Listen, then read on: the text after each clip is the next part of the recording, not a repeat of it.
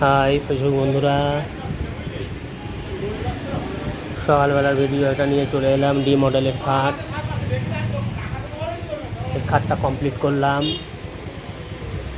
কেমন লাগলো মডেলটা একটু কমেন্ট করে জানাবেন।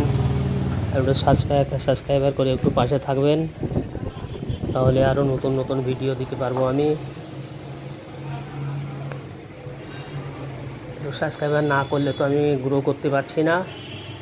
একটু পাশে থাকার চেষ্টা করেন বন্ধুরা সব।